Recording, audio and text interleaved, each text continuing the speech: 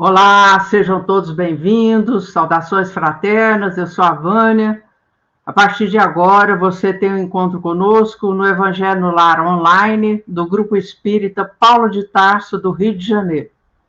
Nosso encontro é semanal, mas você pode nos assistir pelo YouTube a hora que puder e quando puder, para darmos a sequência ao nosso estudo de hoje.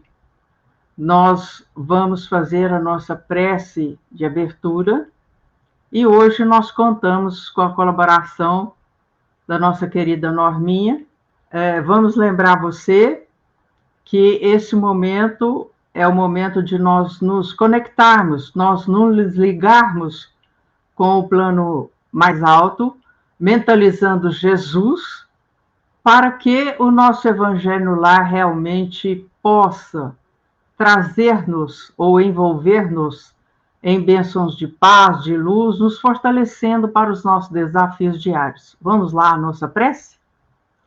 Mestre Jesus, com os corações agradecidos por tudo que nós temos recebido, pelas oportunidades abençoadas de aprendizado e serviço no bem, aqui estamos para a realização de mais um Evangelho no Lar online, pedindo a presença da direção espiritual desse nosso estudo, para que todos nós, encarnados e desencarnados, sintamos essas doces vibrações de paz, de harmonia e os ensinos do Evangelho de Jesus, que eles possam tocar os nossos corações, nos levando à conquista da felicidade para a qual todos nós estamos destinados. Pedimos, Senhor, pelo planeta Terra, para toda a humanidade encarnada e desencarnada, para todos os enfermos, onde quer que se encontrem, que todos possam receber o amparo e assistência amorosa das equipes médicas e socorristas. E rogamos, Senhor, em favor da saúde física do nosso querido companheiro Paulo César de Faria, que ele receba nesse instante as nossas vibrações de paz, de fortalecimento da fé, da paciência e da esperança. E assim, Jesus, em teu nome, nós iniciamos mais um estudo nesta tarde, ou nesta noite, ou nesta manhã, conforme o momento em que você for nos assistir, passando a palavra para a nossa querida Norma, que irá apresentar os itens que nós assinalamos para o estudo de hoje, os itens 16 e 17 do capítulo 4, Ninguém verá o reino de Deus se não nascer de novo. É com você, Norminha. Olá, queridos irmãos, que sejam de paz os nossos pensamentos e os nossos sentimentos. Como a Vânia disse, nós vamos estudar inicialmente os itens 16 e 17 do capítulo 4, no subtítulo Ressurreição e Reencarnação. O item 16, ele começa assim: Não é, pois, duvidoso que, sob o nome de ressurreição, o princípio da reencarnação era uma das crenças fundamentais dos judeus, que ele foi confirmado por Jesus e pelos profetas de maneira formal, de onde se segue que negar a reencarnação é negar as palavras do Cristo. Suas palavras constituirão um dia autoridade sobre esse ponto, como sobre muitos outros, quando forem meditadas sem preconceitos. Assim, a gente vai entender que na época de Jesus, à exceção dos saduceus, que eram materialistas, aqueles que acreditavam que tudo acabava com a morte, não é? A reencarnação fazia parte dos dogmas judaicos. E assim, o nome ressurreição, retorno à vida com o mesmo corpo que que houvera sucumbido, né? Para a ciência material, isso é impossível, não é verdade? Então, a ressurreição, neste caso, se aplicaria apenas a Lázaro, mas com o tempo, a espiritualidade vai nos esclarecendo. Jesus disse: Eu não vim destruir as leis, não é verdade? Então, Lázaro não estava morto, ele talvez estivesse passando por um ataque de catalepsia, porque, diferente disso, não teria como, né, restaurar o corpo para ele voltar à vida. Agora, esse conceito de ressurreição foi trazido lá no Concílio Ecumênico de Constantinopla, 553 depois de Cristo, é o ano, não é? Na realidade, o Papa Virgílio sofreu pressão do imperador, não é, Justiniano, que representava o Império Romano do Oriente, também chamado Império Bizantino. E por que essa pressão para tirar o termo reencarnação, não é? É porque a sua esposa, Teodora, ela era uma pessoa escravocrata, desumana e muito preconceituosa. Então, ela temia retornar ao mundo na pele de uma escrava negra. Daí essa pressão que o Papa Virgílio sofreu e acabou fazendo essa alteração. Bom, além da Bíblia, o Espiritismo também entende que a ressurreição não é do corpo, não é? É o nosso perispírito, que é o corpo da ressurreição, entendeu? Então, não existe isso, né?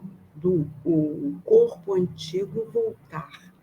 O que existe é que o espírito passa a habitar novos corpos através da reencarnação. Na carta de Paulo aos Coríntios, capítulo 15, versículo 44, ele diz: semeia-se, enterra-se o corpo material, ressuscita-se o corpo espiritual. E no Antigo Testamento, Jeremias, capítulo 1, versículo 4, ouviu do Senhor, até o versículo 5. Antes que eu te formasse no ventre materno, eu te conheci. E antes que saísses da madre, te consagrei e te constituí profeta às nações. E também o nosso querido mestre, no Novo Testamento, ele nos traz passagens que confirmam, não é, a reencarnação. Então, quando ele revelou a 2 enviados de João Batista, que este era o Elias, que havia de vir, ele estava dizendo da reencarnação de Elias como João Batista, não é? E aí ele confirmava as profecias registradas no Velho Testamento sobre o retorno de Elias como seu precursor, né, do profeta. Bom, em outra vez, no Monte Tabor, após a transfiguração que o mestre fez, né, ele estava na companhia de Pedro, João e Tiago. Então, segundo o relato do apóstolo Marcos, ele conversou com 2 espíritos, Elias e Moisés, materializados, né? Porque ambos já eram desencarnados. Então, ao descerem do Monte Tabor, os apóstolos procuravam esclarecimento para uma dúvida que ficou neles, né? Se os fariseus e os escribas, intérpretes das Escrituras, declaravam que Elias ia voltar e desempenharia a missão de precursor do Messias, ou seja, uma missão, né, antes de Jesus, e que Elias estava no mundo espiritual, porque eles o viram materializado, né? Logo, Jesus não seria o Messias esperado. E aí Jesus esclareceu para eles: mas digo-vos que Elias já veio e fizeram dele quanto quiseram, como está escrito dele. Aí eles deduziram que Jesus falava que João Batista era a reencarnação de Elias, né? Que fora assassinado por degola por Herodes, né? E assim disse Mateus. Então os discípulos compreenderam que Jesus tinha falado de João Batista. E uma terceira passagem que Jesus nos esclarece acerca da reencarnação foi no diálogo que ele teve com Nicodemos, né, um fariseu, doutor da lei, que procurou Jesus à noite para não ser perseguido, criticado pelos demais fariseus, né? E ele perguntou para Jesus o que seria necessário para alcançar o reino dos céus. Ou seja, meus irmãos, é para se aperfeiçoar espiritualmente, né? Então Jesus respondeu: ninguém pode ver o reino dos céus se não nascer de novo. E aí Nicodemos, como volta a questionar, né? Como pode nascer um homem já velho? Pode tornar a entrar no ventre de sua mãe para nascer pela segunda vez? E aí Jesus, entre outros esclarecimentos, vai dizer para ele: o que nasce da carne é carne, o que nasce do espírito é espírito. Vai dizer: não te admires de que eu te haja dito que ser preciso que nasça de novo. O vento sopra onde quer. Você não é mestre em Israel e não entende essas coisas? Então, a gente vai vendo que ficou mais do que claro que Jesus passou esse conhecimento da reencarnação do jeito que aquela humanidade do seu tempo tinha condição de assimilar, não é? Agora vamos ao item 17. Mas a essa autoridade, do ponto de vista religioso, vem se acrescentar, do ponto de vista filosófico, a das provas que resultam da observação dos fatos. Quando dos efeitos se quer remontar às causas, a reencarnação aparece como uma necessidade absoluta, como uma condição inerente à humanidade. Numa palavra, como uma lei da natureza. Ela se revela por seus resultados de um modo, por assim dizer, material, como um motor escondido se revela pelo movimento. Só ela pode dizer ao homem de onde ele vem, para onde vai, porque está sobre a terra, e justificar todas as anomalias e todas as injustiças aparentes que a vida apresenta.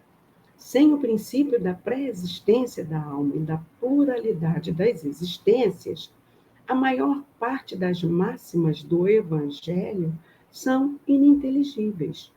Por isso, deram lugar a interpretações tão contraditórias. Este princípio é a chave que lhe deve restituir o seu verdadeiro sentido. Então, meus irmãos, Jesus tinha autoridade, né, do ponto de vista religioso, com esses exemplos que nós já citamos no item anterior. Agora, o entendimento da reencarnação anunciada por Jesus, de forma que aqueles homens do seu tempo tinham condição de entender, ela foi aprofundada, né, pelo Consolador prometido por Jesus, que é a doutrina espírita. Assim, a reencarnação afirmada pelas vozes do além-túmulo é a única forma racional por que se pode admitir a reparação das faltas cometidas e a evolução gradual dos seres. Sem ela, não se vê sanção moral satisfatória e completa. É a justiça de Deus, meus irmãos, se cumprindo por misericórdia do Pai, sem penas eternas, mas com oportunidades regenerativas, tá? Um único meio de conciliar a justiça divina com a aparente injustiça da sorte. Não existem, não é, inocentes quando estamos passando por provas. Aí nós temos o exemplo de Elias, não é? Profeta que matou, né, os profetas de Baal, ele que era um profeta judeu, né? Porque eles eram de outra religião, simplesmente. Pela lei de Moisés, infiéis deveriam ser mortos para a conquista dos territórios pelos hebreus, né? Para que fosse implantado o reino dos céus. E Jesus nos diz que o reino dos céus se conquista pelo amor. Então, havia este equívoco. Ele reencarna como João Batista, já aprendendo esse ensinamento do amor, mas em função da lei de causa e efeito, ele passa pela regeneração da morte, pela degola, né, que Herodes fez para ele. Em Brasil, coração do mundo, pátria do Evangelho, é trazido um relato que D. Pedro II, imperador do Brasil, ele foi o soldado Longinos que trespassou Gláudio, né, no coração do nosso mestre. Então, mas ele passa depois por diversas encarnações regenerativas antes de chegar a ser o imperador do Brasil. E aí ele voluntariamente experimentou, né, para gravar no íntimo do espírito dele a compreensão do amor infinito do mestre, que ele não pode entender, não podia entender naquele momento ao pé da cruz.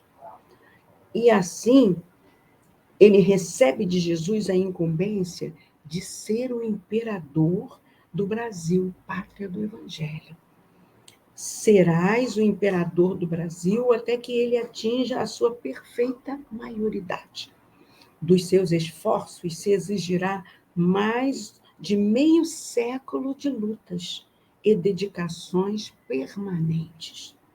Ampara os fracos e os desvalidos, corrige as leis despóticas e inaugura um novo período de progresso moral para o povo das terras do Cruzeiro.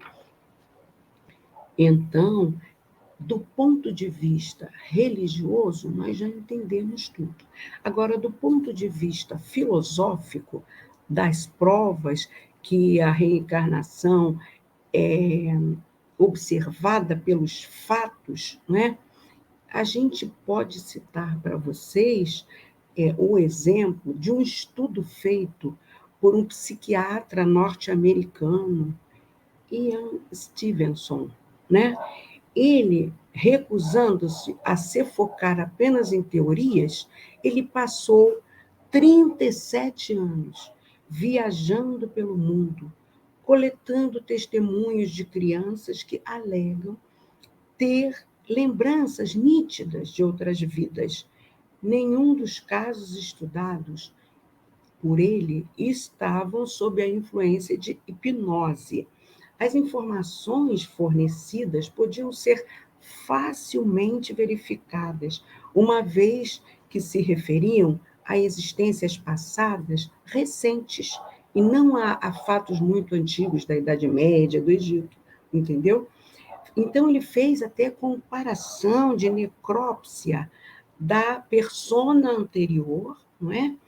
com as marcas de nascença de uma menina indiana, que ele acompanhou o caso. Então, uma colega do Dr. Stevenson, aplicou também testes psicológicos nessas crianças que fizeram esses relatos sobre vidas passadas e depois comparou-os com a de crianças comuns. Não surgiu qualquer grau de patologia psicológica naquelas crianças, um pouco mais inteligentes e menos sugestionáveis que a média. Seus professores as consideravam bem ajustadas, mas os pais não muito, né? Porque os pais ficavam assim impressionados com o que aquelas crianças falavam. Então, o caso dessa menininha lá da Índia, ela tinha 7 anos.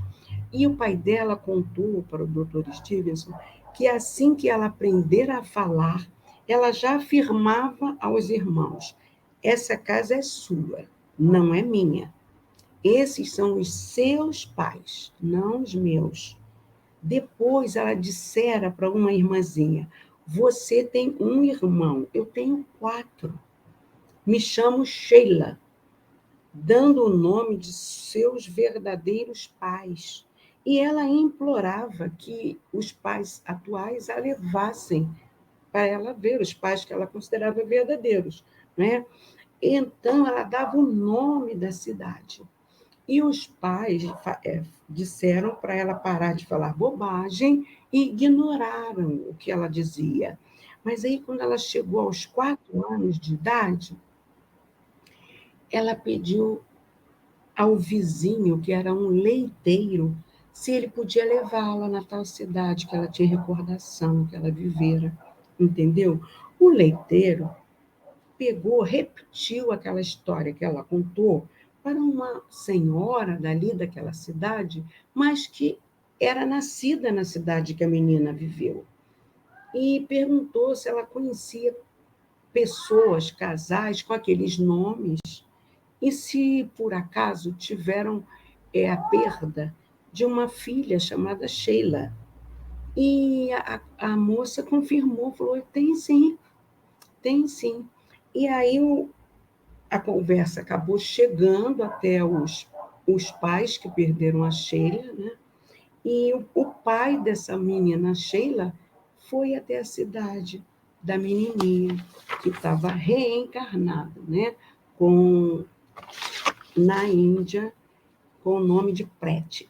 Então, a história foi ganhando uma maior veracidade dos fatos, né? Porque ela reconheceu o pai assim que ele chegou. E mais tarde ela foi levada na cidade e ela reconheceu várias pessoas lá. Depois fizeram-lhe perguntas. Como tinha morrido? Perguntaram para ela. Aí ela respondeu: caí do alto e morri. E como tinha ido parar naquele lugar? Perguntaram para ela. Ela disse: eu estava sentada à beira do rio, chorando. Não conseguia achar uma mãe, então vim para você.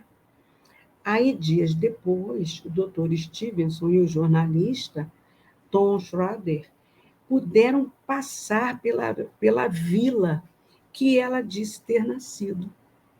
E o jornalista ficou sabendo que um relatório sobre a morte da menina Sheila dizia que ela tinha sido jogada a mais de 3 metros de altura no atropelamento. E um outro detalhe, que no acidente a Sheila tinha se machucado na coxa e a Pratt apresentava uma marca de nascença no mesmo local. Então, está mais do que comprovada, né, meus irmãos, as afirmativas da Bíblia e da nossa doutrina espírita, o Consolador prometido por Jesus. Agora, nossa querida irmãzinha Vânia vai fazer o fechamento, as considerações finais deste item. E com você, querida. Pois é, como nós acabamos de ouvir maravilhosamente explanado pela querida Norminha, esse tema é de muita importância para todos nós. À medida em que os séculos foram passando e a ciência evoluindo, através de estudos, pesquisas e observações sérias, vai sendo comprovada a veracidade dos fatos, isto é, da reencarnação. Por que nós devemos analisar profundamente tudo que nós temos estudado nesse capítulo? Porque mesmo entre os espiritualistas e os espíritas, há aqueles que duvidam da reencarnação, entendendo que muitas vezes cada situação pela qual a pessoa passa não é aquilo que ela gostaria de estar passando. Então, isso muitas vezes é o suficiente para que ela duvide ou não acredite na reencarnação. Então, se o próprio Jesus nos afirmou que ninguém verá o reino de Deus se não nascer de novo, é precipitação, no mínimo, que nós poderíamos dizer, negar a reencarnação.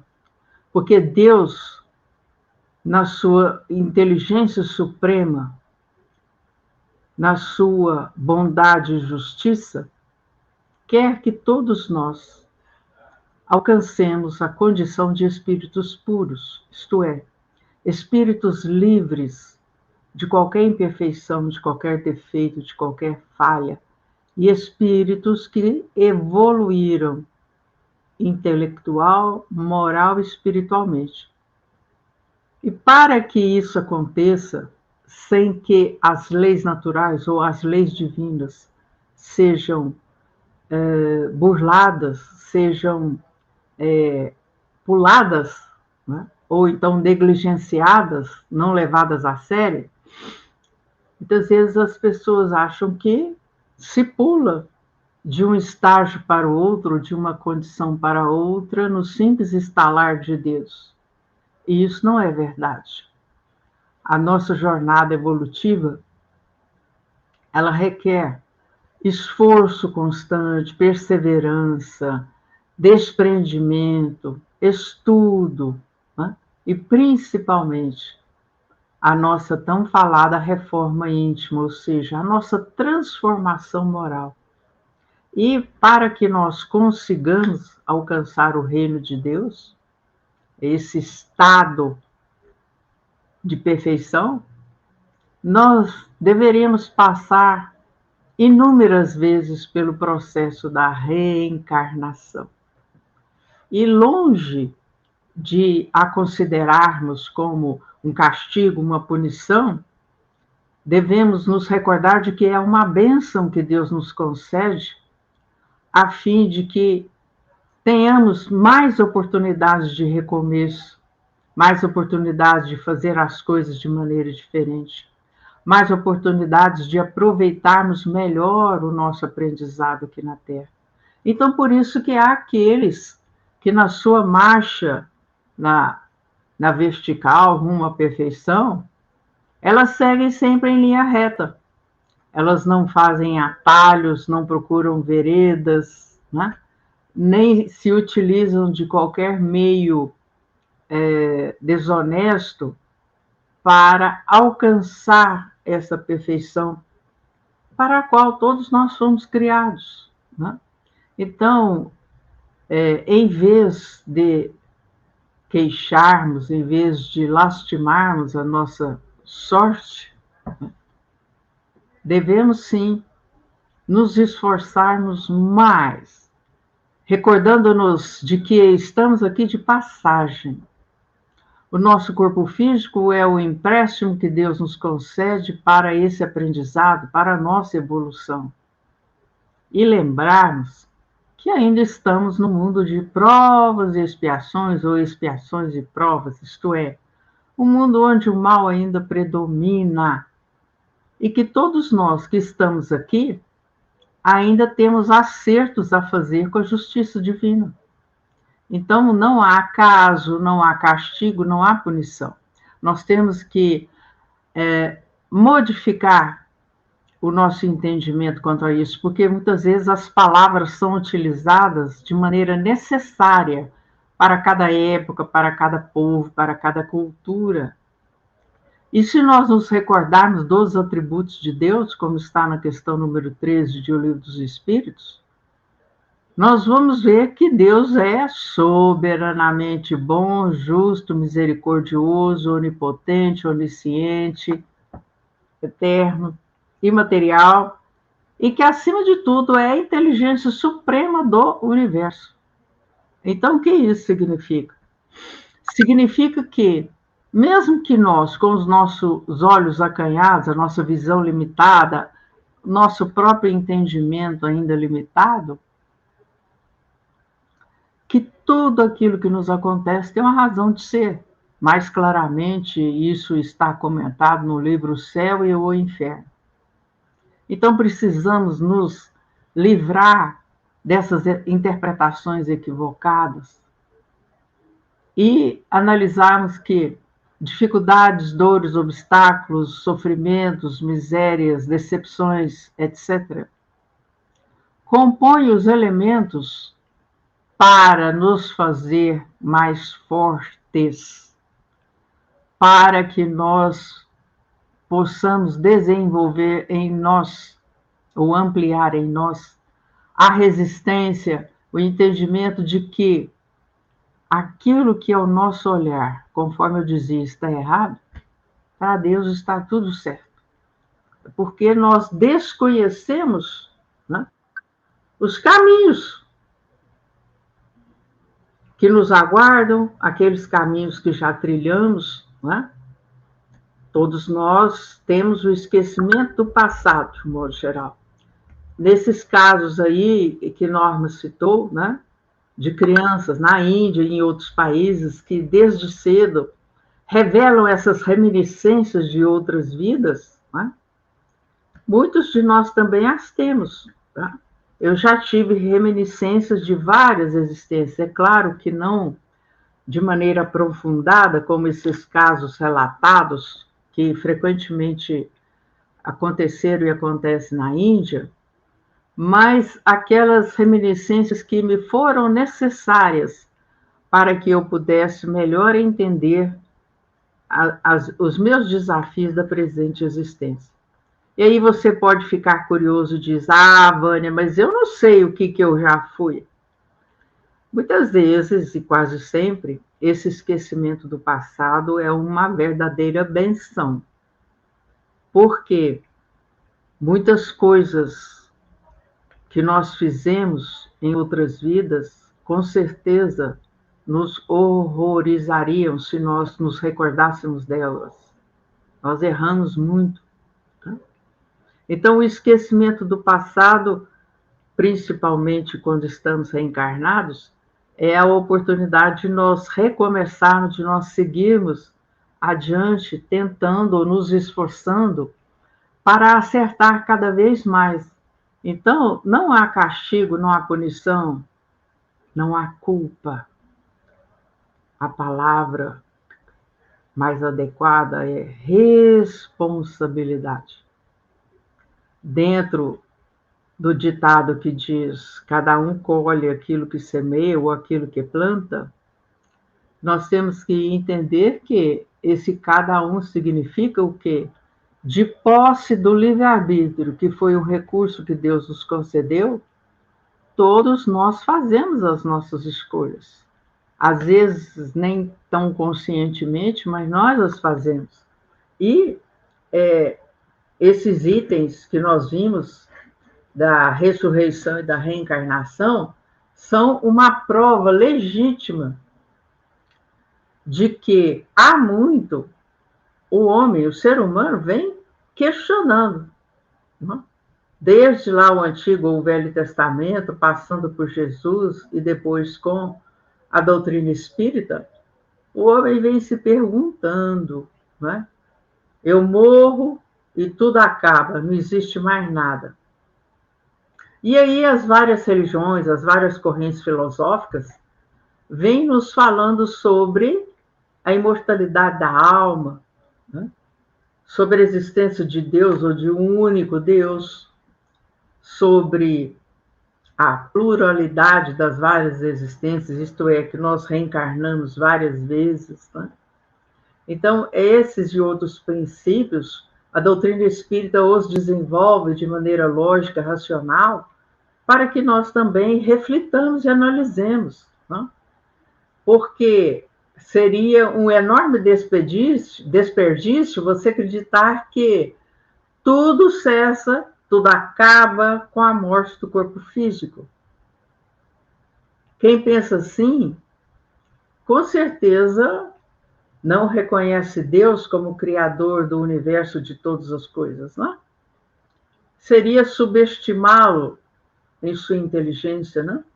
Achar que ele criaria essa máquina perfeita que é o nosso corpo para que tudo se acabasse com a morte orgânica, com a morte do corpo físico. O que houve nesse longo período dos profetas até a doutrina espírita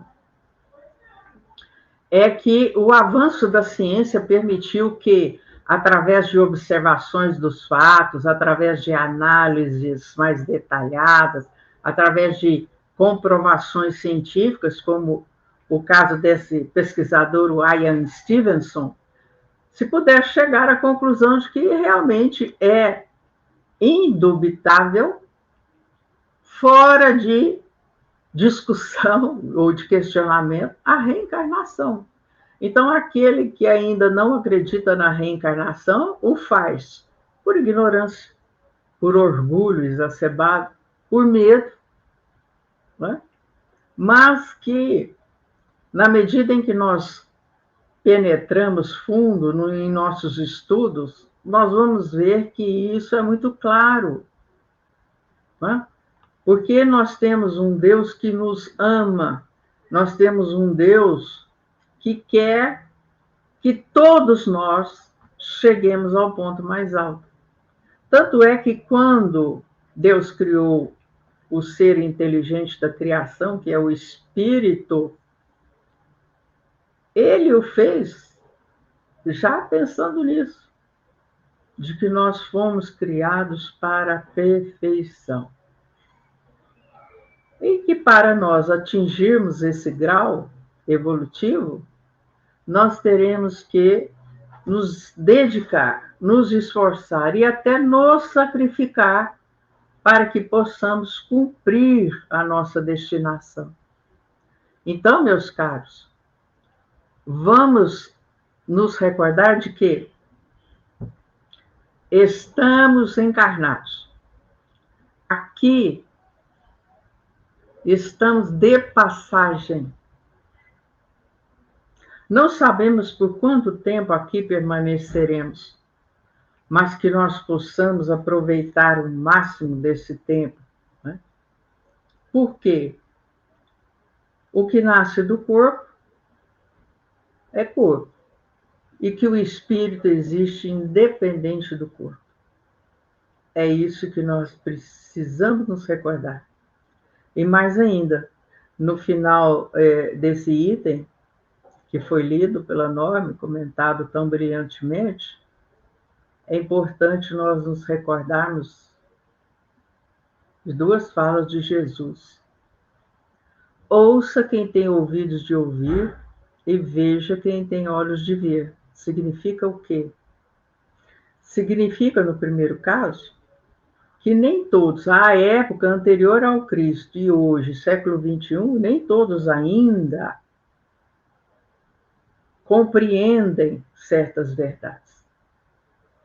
Porque, embora nós estejamos em um mundo de provas e expiações, ainda nós temos entre nós, aqui no planeta Terra, espíritos que estão em suas primeiras reencarnações. Então, convivem com povos muito civilizados, aqueles povos ainda selvagens, aqueles povos ainda de natureza primitiva, de hábitos primitivos. Não é? E por que Deus permite isso? Conforme nós vemos em O Livro dos Espíritos, para aqueles que estão mais adiante possam auxiliar no progresso daqueles que estão na retaguarda. E nós podemos estender essa colocação do veja quem tem olhos de ver, significando que as pessoas veem com os olhos da matéria aquilo que elas têm condições de ver. Nem tudo elas percebem, porque lhes falta não só muitas vezes o desenvolvimento da inteligência, mas também o desenvolvimento do senso moral, isto é, do discernimento, do bom senso, né? Embora todos nós tragamos as leis divinas que estão inscritas em nossa consciência, nós ainda temos uma longa caminhada pela frente. Uns mais, outros menos, mas ainda é longo. Por quê? Porque nós estamos apenas no segundo degrau da nossa evolução em termos de planetas. Né? Estamos no mundo ainda de expiações e provas. Nos faltam ainda mais 3 mundos para nós chegarmos à perfeição. E por aí demoraremos milênios, quiçá muito mais tempo, até que nós consigamos vencer a nós mesmos. Porque o maior inimigo de nós somos nós mesmos. Né? Muitas vezes nós teimamos em deixar que o homem velho tome conta de nós. Mesmo que nós tenhamos mais conhecimento, ainda a dificuldade de nos desprendermos, de nos desligarmos dos velhos hábitos, das velhas manias, né? Essa dificuldade persiste. Então, a luz, ela está aí. Em todas as épocas, Deus envia os seus emissários, em vários países, em vários povos, em várias culturas. E cada um, a seu tempo, vai dando uma contribuição para que nós, seres humanos, né, possamos avançar. E aí, para finalizar o nosso comentário, é bom dizer que, sem o princípio da pré-existência da alma, ou seja, da alma existir antes do corpo, e da pluralidade das existências, ou seja, da reencarnação, nós não compreenderíamos as máximas do Evangelho. Então, nós sabemos que Jesus, à sua época, para que as pessoas pudessem um pouco entender melhor o seu evangelho de amor, a sua mensagem, as pessoas teriam que ter um auxílio.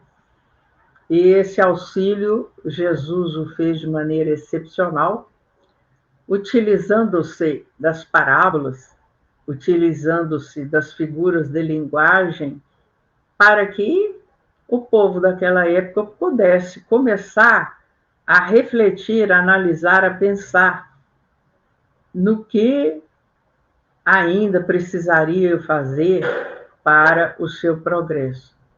E vale dizer, gente, que só a reencarnação, conforme Kardec bem colocou no Evangelho de hoje, só a reencarnação pode dizer ao homem de onde ele vem, para onde vai, por que está na Terra, por que sofre, por que tem dores, por que tem problemas.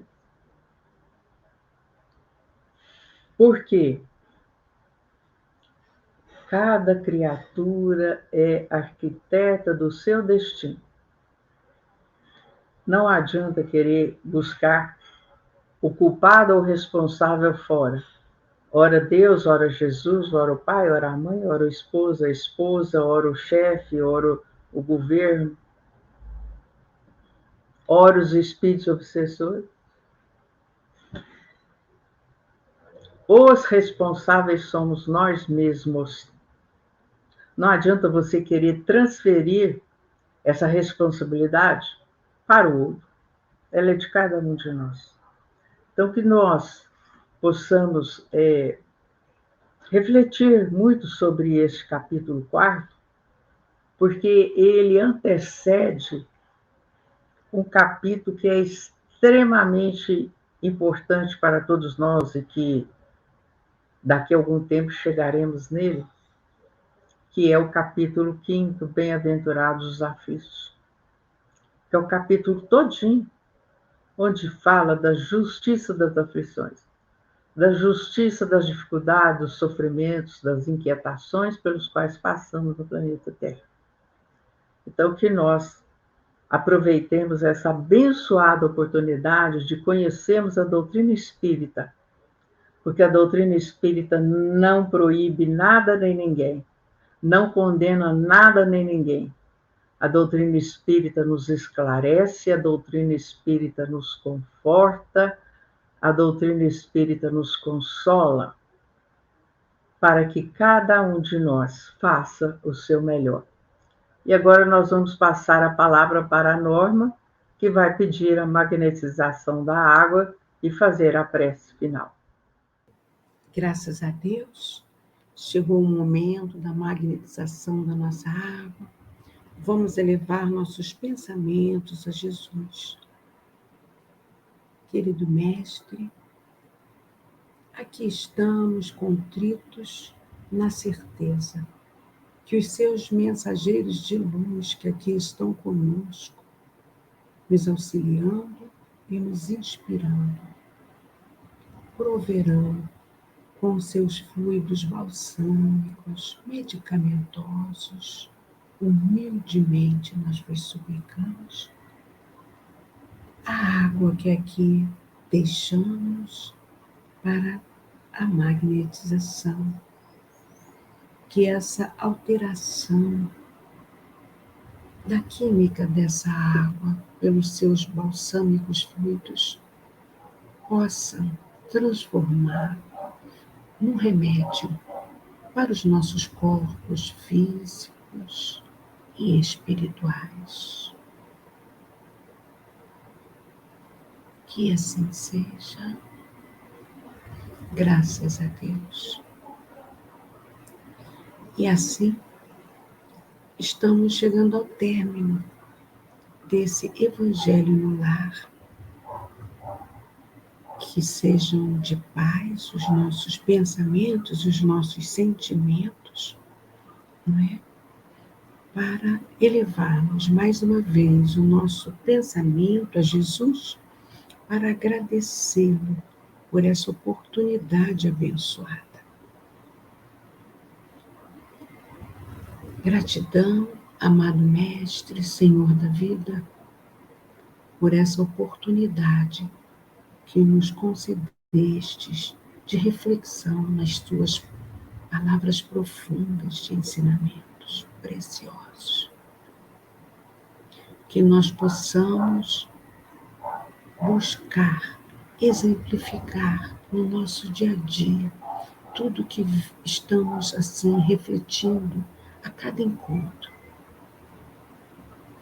Gratidão a esses amigos de luz que nos auxiliam em seu nome, ao mentor deste grupo, Paulo de Tarso, mas sobretudo gratidão ao nosso Pai Maior, a quem pedimos muita proteção para todos nós que estamos envidando os nossos esforços para sermos humildes instrumentos da palavra do Mestre, auxiliando os irmãos que estão neste propósito e que estão com a saúde abalada, que tanto o Paulo, o fundador desse grupo, a nossa querida Vânia, com problemas na coluna, o nosso querido Itamar, que está também buscando a sua recuperação de saúde. Que os médicos do espaço, em seu nome, Pai, possam agir sobre cada um deles. Humildemente nós vos suplicamos. E assim pedimos a sua permissão para encerrarmos o nosso Evangelho do Lar de hoje, dando todos juntos a uma só voz, do dos nossos corações. Graças a Deus.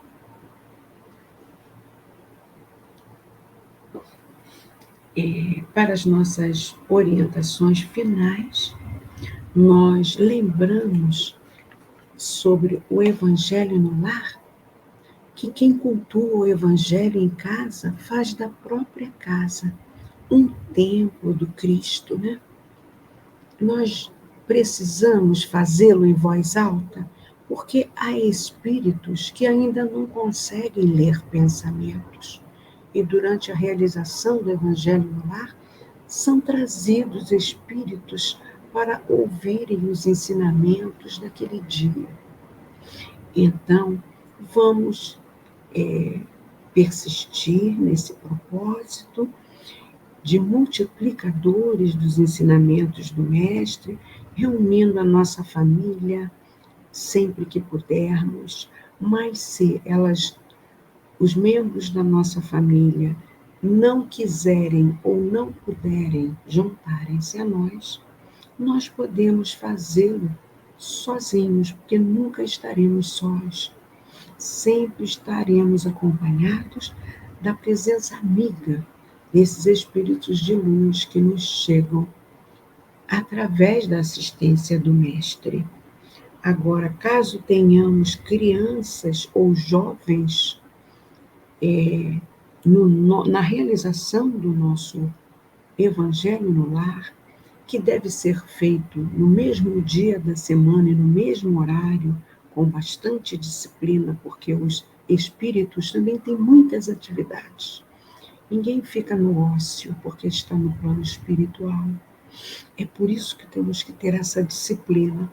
E aí, para motivarmos mais, quando tivermos crianças e jovens, tem leituras apropriadas, não é? Para eles acompanharem esses ensinamentos. O nosso irmão Eliseu Rigonati tem 2 livros, o Evangelho da Meninada ou Espiritismo para jovens. Para nós adultos, nós temos as obras de Emmanuel, né? Fonte Viva, Caminho, Verdade e Vida, Pão Nosso, Vinha de Luz, ou ainda Vivendo o Evangelho, de Antônio Baduy Filho. Ele psicografou André Luiz com essas recomendações. Então, por hoje a gente encerra. Um forte abraço a todos vocês. Fiquem na paz.